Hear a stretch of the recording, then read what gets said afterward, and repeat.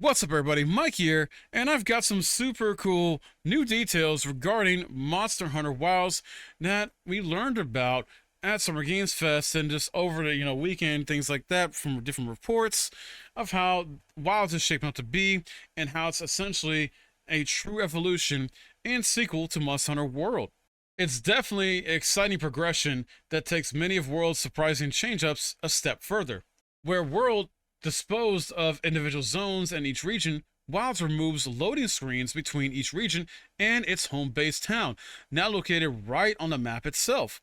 Where World allowed you to eat and change equipment at camp, Wilds additionally lets you pop up a portable tent, and where World introduced voiceovers to its human companions, Wilds gives voices to the feline palicos. In a gameplay hands-off demo shown off to different sources, it's reported that, the village this time around, at least, that is established here in the game is within the windswept plains hunting locale with no loading screens separated from the action. The entire, demo shown off to these different sources, like from IGN and other creators, from preparing in town to taking down a monster and exploring, was completely seamless, as they say. So that's very awesome. They're going for seamless interactions, fluidity with how the gameplay works and cutscenes and things like that. You have a new mount called the Secret, a new small bird wyvern type mount that'll help you in combat, and you essentially ride around to help you hunt monsters and get to place. It's also reported that the map in the menu now shows the area's elevation in a sort of 3D render rather than the flat illustrated maps we're used to. And while looking through it, the hunter chose a target for the secret to find and follow by way of scent. This is a more automatic approach and didn't seem to require much action on the hunter's part. The secret can even avoid monster herds on its own as it travels. And then when it comes to the new portable tent, this temporary structure allows you to change your equipment and eat just like in a regular tents dotted scarcely on the map. You can also cook a custom meal in the field using cheese purchased within the game along with some meat. The ghillie mantle returns as one of the mantles you can use to approach unnoticed and initiate battle with a sneak attack. So yeah, mantles are definitely back in this one.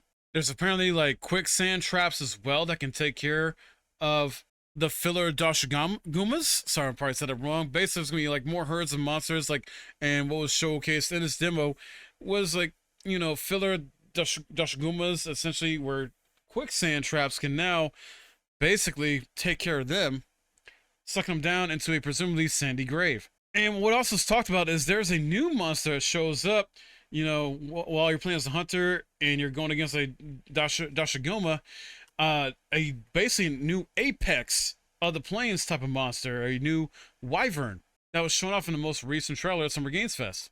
And it's the lightning wielding flying wyvern you saw in that trailer. It was confirmed that this type of wyvern, will show up with a storm, but sometimes might show up a little bit early. The executive director and art director, Kaname Fujioka, said while they're not trying to make Monster Hunter Wilds like a movie, they are working on utilizing the camera work to service what we want players to focus on visually and increase their immersion. It's noted that, Palicos now having a voice helps the player understand what's happening, as there are a lot of environmental changes and things happening in real time. I just personally hope that with the Palico talking, and plus you got a handler that's going with you, that both the Palico talking and the handler, giving hints too, most likely, doesn't get really annoying. Like, honestly, I get they're trying to have those elements there to sort of help out the players.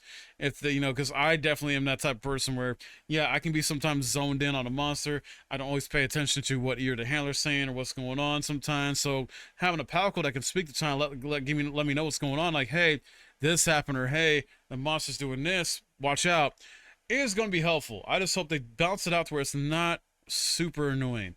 The game director did confirm, though, if you don't want to hear the Palico talk, you can change his voice back to the familiar meows of a cat speak if you choose. You can now pick up and reposition barrel bombs as well. Wounds will appear on the monster as you fight it.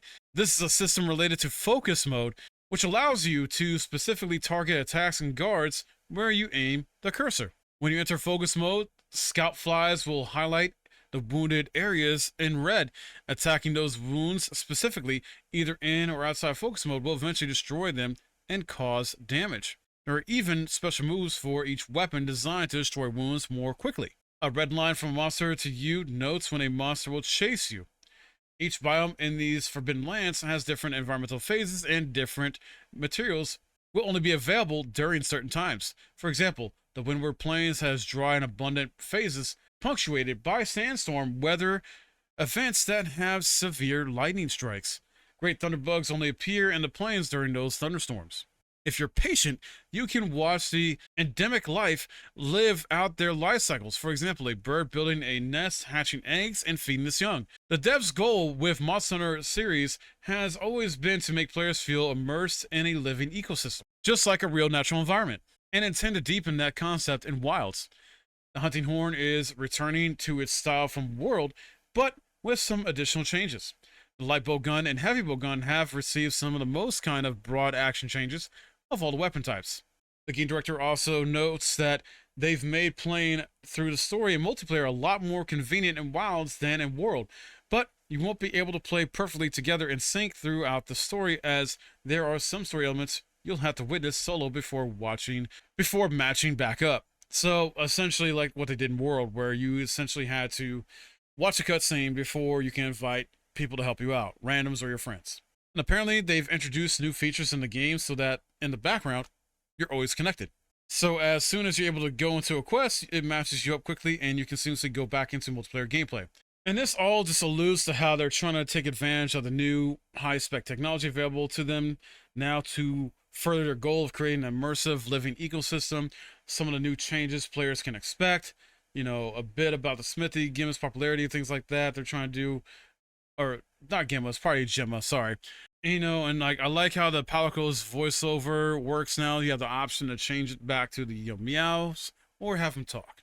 There's also this really cool power clash new mechanic now. You know, when we talk about focus mode and things like that, and how essentially like in a trailer, you see this happening where a monster is about to attack, and so it's this like power clash type of like counter move action you can do to essentially do this big attack against monster, knock it back or rock it, you know, in a more impactful way than ever before. And the devs themselves, you know, confirm this is supposed to be like serving a kind of purpose of having a dramatic element, and it creates an immersion of the player into the moment of the hunt. And then when it comes to focus mode, when you do use that, you'll be attacking in the direction that the camera's facing and directing the cursor. So you can aim your attacks, you can aim your guard, things like that. Some monsters will have unique grabbing attacks and different things that they do during hunts that are kind of, you know, dramatic. Even small monsters, like some of them will come around and, you know, have binding attacks that kind of immobilize the player in a dramatic fashion. So very cool stuff here in regards to, you know, the overall, you know, new features and gameplay details we've learned about here, from how multiplayer is supposed to work, and, you know, you'll still have to do the cutscene stuff a little bit solo before you can invite players to help you out. You know, weapons, getting some changes, some broader changes, things like that. Palico voiceovers, environments and weather being a more dramatic factor this time around, where while you're hunting basically, and if a sandstorm comes up or something happens where it completely changes the scope of the environment, animals, you know, and monsters essentially act differently when this is happening. I believe I read somewhere it's like, for example, you might be hunting during the daytime in like the plains where it's all sandy and whatnot, right? And then, like I said, the sandstorm comes through, makes it darker, there starts being lightning, things like that happening, and you get that lightning wyvern that may pop up during that storm and starts doing turf war battles with the monster you're hunting or whatever type of stuff. So yeah, very, very exciting stuff here with this game. Definitely going to be getting this. I'm a big Monster Hunter fan now because of Monster Hunter World and Rise. Really love those games with their own, you know, concepts and uniqueness to them. This is definitely a sequel to World, though, because it's definitely a focus like a console game. Bigger scope, bigger detail, expanding what they did in World, taking some concepts and elements from World as well as Rise, incorporate here, but also bringing in new things for the series. But let me know what you guys think in the comments below. Are you excited about this? You know, is these details something you wanted? Or is there still something you hoping they put in? Sound off in the comments, please. If you like this video, hit that thumbs up. Would very much appreciate it. Subscribe if you're new. And yeah, that's gonna be it for me for now. But I'll definitely will keep up to date with this game and let you guys know any new details I find out. I imagine we'll maybe find out more at Gamescom or at least at Tokyo Game Show later this year. So yeah, until then, my name's Mike. Thanks for watching.